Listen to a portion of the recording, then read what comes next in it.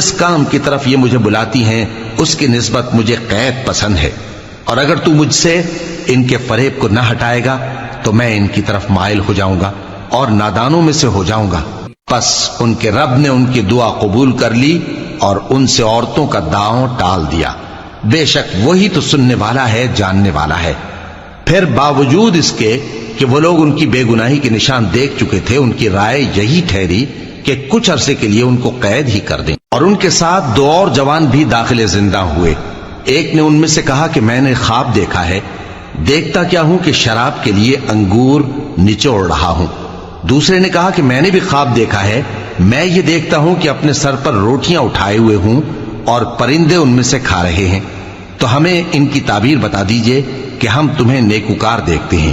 یوسف نے کہا کہ جو کھانا تم کو ملنے والا ہے وہ آنے نہیں پائے گا کہ میں اس سے پہلے تم کو اس کی تعبیر بتا